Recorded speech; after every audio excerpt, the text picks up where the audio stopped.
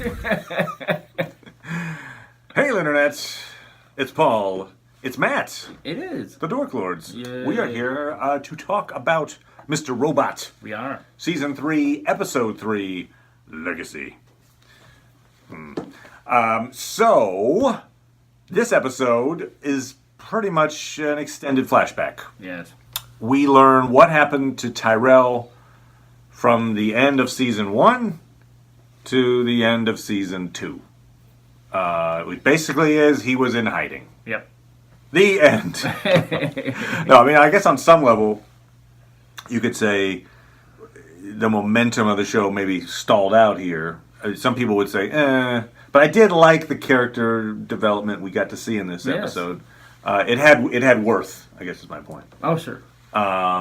So, I mean, the things we learn... And we also learned that we can thank the... it's not the red rose. What is it? White Rose. White rose for Trump. Yeah, they threw that in there. So, there you go. So, yeah, so they Thanks have a lot, White Rose. Thanks a lot. They have a bit, obviously, where White Rose is this is pre-election. He is watching Trump on a TV, and then he talks to the His second. well, not just a second, Oh, no, but also guy, the the broadcast fixer. guy, the TV guy, basically stand in for all TV news, to say, first, let's rehabilitate the image of Tyrell. Yep. Let's associate E-Corp with Iran, I think is what he said. Oh, yeah. And then also, hey, we're gonna start making this guy become president. Yeah. I would say, obviously, For all you fans of the show. Yeah, I'm gonna who guess are that they're also Trump fans. right. I don't think that's I don't think the Venn diagram comes over there. So okay, they lost both of those viewers. Yes. Tonight. So What? I'm out of here. So there was that. That was kind of the one scene thing. He is he's a good villain. He plays a good. Oh yeah, he's an all of the excellent lines actor. he gives are creepy. Yes. Which are great.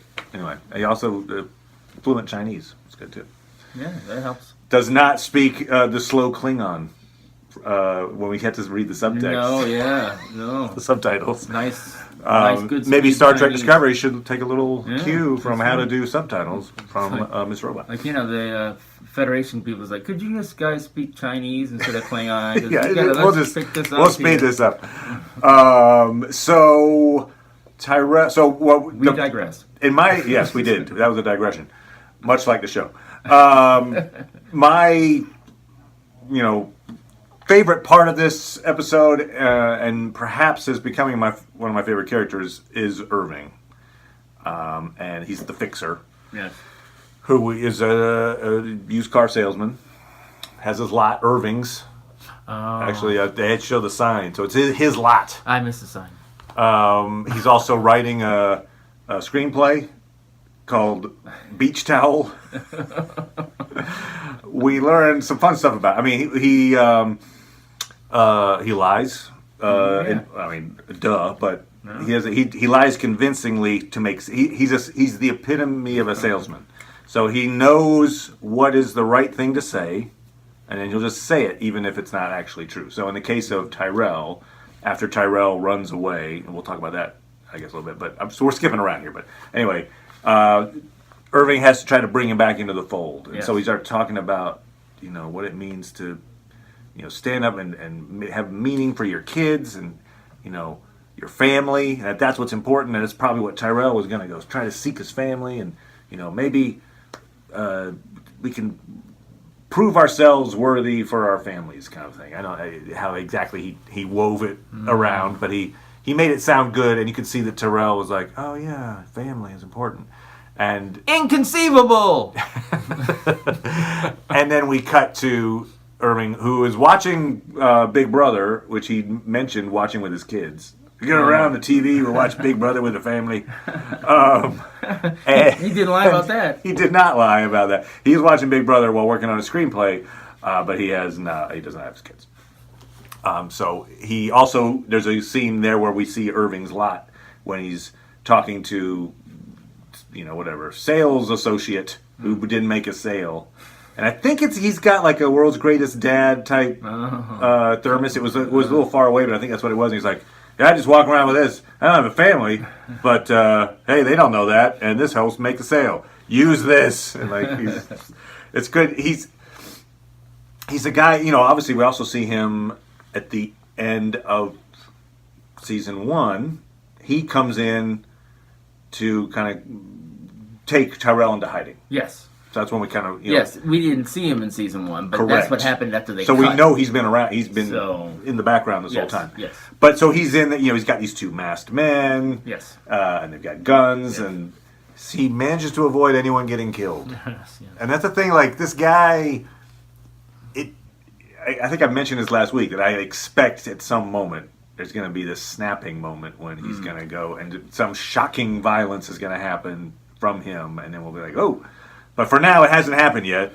And he's had so many stressful situations that are not quasi-illegal to really illegal. And he's so calm. Yeah. That's the thing about him. Yeah. And you're just waiting for that. Oh, is it coming? But it hasn't. And his that ability to be calm under all circumstances... Even in like complete, Tyrell runs away. It's his job to keep this guy. Yes. His life could even be in danger as a result of that. Yes. The Dark Army, not particularly forgiving, and yet he's just, whoop, I got this. The guy was really mad at him. He was just sort of like, yeah, what? I don't know. Yeah, so that was a big surprise. Reveal was that one of the FBI agents that's put Darlene in a safe house is working for the Dark Army, as is everyone. As we find out, a lot of people. Cisco, before he got killed, sure. The Dark Army guy. The guy that was Elliot's friend in prison, we find out. Well, we knew that. But okay, so he's a Dark Army guy. Tell White Rose that, whatever he wanted, he gave him a message there. So we knew that already. A darkly comedic scene there, too. They had a lot of darkly comedic scenes, but that one where he's like, just killing a bunch of neo-Nazis. Yeah. I mean, I'm not much of a killer, really. I didn't, value life, but hey, they're neo-Nazis. Yeah. It was actually pretty fun. It's like, no, actually, I'm talking about Elliot. Oh, sure. Yeah, that. Anyway, but, yeah, it was like, he's that guy fine. needs to get He's laid. Getting out. Yeah. He really needs. He's just tightly wound. Yeah. So there was that scene. The use a I'm a dad thermos to sell cars. I mean, those little beats are all silly. And then there's I like this scene too. So it's the Irving teaches Tyrell how to chop wood. Oh yes. And he thinks he's teaching him. Yeah. And so we see this montage of Tyrell, like, getting physically fit while chopping wood for a better part of a year. But there's a scene when Irving comes out to, like, console him over, Tyrell is reading online gossip, finds out his wife's filed for divorce. Yep. And so it's like, hey, sorry about that. But you know what? You can't believe everything you read, which is true in a way, right? Because she says, I unfiled later, and then before she gets killed off in the previous episode. But, so it's during that moment, and then he's like, you can't believe everything you read. Hey, it's going to be okay. And Tyrell gives this, like, Deuteronomy quote back to him. It's like, emasculated men can't get into heaven, or something like that. And the look on Irving's face as he's standing there, like, there's this guy's crazy. but it's kind of one of those moments where most of the time we see Irving like, okay, how do I solve this problem that's in front of me? And in that moment, it's just, he's not thinking, how do I solve this? He's just like, this guy's crazy. Which is just, it's a nice beat. I laughed. I chuckled. I think Tyrell, one of the things about Tyrell is he's not quite as compelling a character to me as Irving, because I feel like Tyrell is just crazy for the sake of being crazy. Like, his character is almost unconnectably crazy. My thought, one of the thoughts I had about the episode was, I was okay with not knowing any of that. Yeah, that's true. I mean, it was like, my perception of Tyrell in the first season was basically this. Here's an example of a character who is trying to get ahead and is willing to be as ruthless as E-Corp and other companies like it are requiring people to be in order to get ahead. So he was ruthless, and his wife was cheering him on and willing to hide his murders. He's American Psycho, right? And so the fact at the end that he was like, now my life is destroyed, but there's something going on, and he finds Elliot and is like, wow, this is incredible, and then it cuts, and then in the second season, we didn't know if he was alive or dead because Elliot got a gun and he was going to do something with it. We didn't know. Most of the time, a lot of people would not have taken your money if you bet that he was still alive.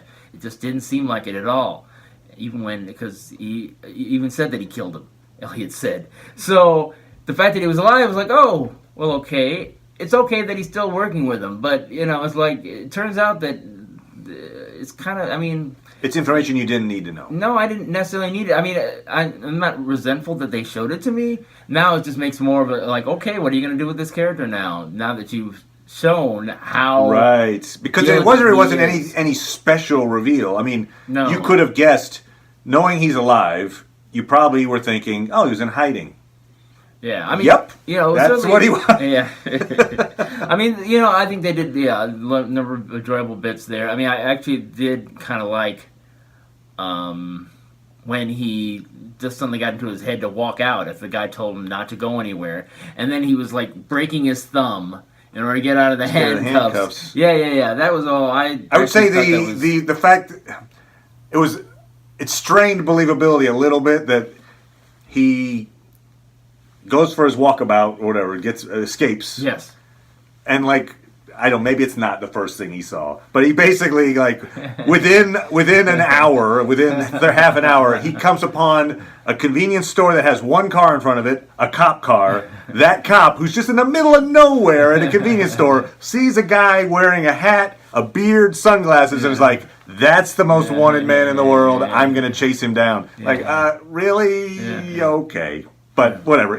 Hey, that's what happened. We'll take that at face value.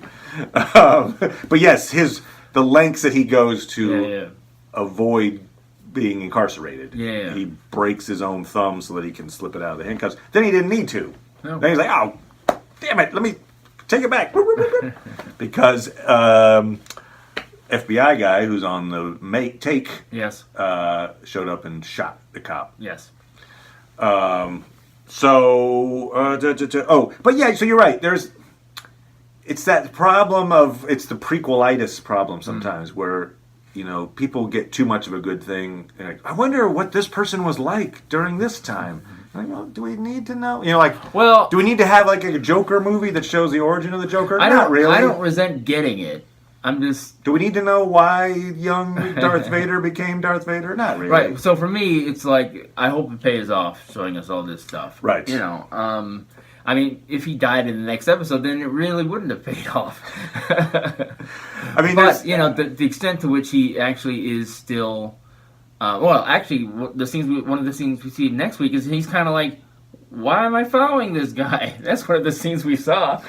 He's like, wait a minute. So he does learn at the end, because he's infatuated with and maybe in love with in some way. At least he feels as if, because Mr. Robot. Yeah, at least he's willing to.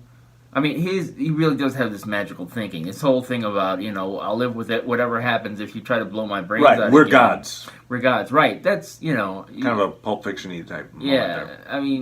And apparently... So the gun misfires. If he had shot again, it would have blown it up in his hands. It would probably still killed him. It would have hurt... Right, but Robot. Having an explosion that close to your head probably wouldn't be very good. Probably. I'm thinking. Yeah. Good point. So it hurt Mr. Robot and killed him probably, I would guess. So he's got a god complex, so he's this big narcissist, but he's also, there's this kind of a homoerotic thing going on, where he kind of leans in and he's like, I love you, and Christian Slater says, this is subtext, which is just, it's pretty funny. it's a line, you know. It's like, but it works. Let's just keep some subtext. Yeah, I mean, you know, I think it would be good if they had like outtakes with Rami. What is the actor who plays Elliot doing those? Oh, right, Malik. Yeah, Rami Malek. I mean, because you know, it's perfect to have Kristen Slater deliver that line. Well, what's also interesting is The King of Smirk. at one point Irving, you know, he gives him the Swedish fish, which was a fun little bit too. You're Swedish, you like these, but also he references like, you know, he references Richard Gere at one point. Like the media is unfair, and so he's like, the media is always unfair to Richard Gere. He was that Primal Fear guy, which I was like, why did they reference that? Primal Fear is somewhat relevant because it's a guy pretending to be two different people. Oh. And so maybe there's like a Mr. Robot analogy there, perhaps. Okay. I don't know. I was like, I threw in a Primal Fear reference there, but anyway, that was what I got out of that. So Tyrell, we learned, you know, Angela tells him about the fact that Mr. Robot and Elliot are two different personalities because Tyrell is confused. He's like, he kept saying you don't exist. Yeah. Why was he saying I don't exist? Like, here's a guy I've been waiting for, so devoted as meat. Yes. I met up with the guy, and he's like, I don't believe you exist. Right. And so she's like, well, let me tell you. Yeah. And so then we have, you know, the Dark Army doctors working on getting the bullet out of his intestines. Yep. And as Elliot wakes up, he sees like a fuzzy version of Tyrell sitting at the edge of the bed. And Tyrell, for the first time in pretty much all episode, he's got a kind of... He's not like, yay! He's like, who are you exactly? Are you the one I like? I don't know. So he's got a little bit of... a little soul searching happening as they attempt to begin stage 2. I think so. The other thing that was interesting, an interesting bit was, it kind of reminded me a lot of the movie The Master. I don't know if you saw that, but that's Philip Seymour Hoffman does this thing. He's kind of like a Scientology guy, but I've heard enough about it. He's processing Joaquin Phoenix by asking him these questions, and it's kind of asking questions over and over again in this very rat-a-tat way that. Put pressure on them until they get the truthful answer. Yeah, and inconceivable guy. Iocane powder grills Elliot on behalf of the Dark Army to get the truth out of will he be loyal. Yes, that's the ultimate thing he's trying to figure out from him. And so by getting there, he first asks him to say yes or no. Did you murder Sharon Knowles? Yes. And he finally cops to it after this grilling. Did you hate your dad? Yes. Yep. There was another one other than the loyalty one. I'm forgetting it's blanking on me. Anyway.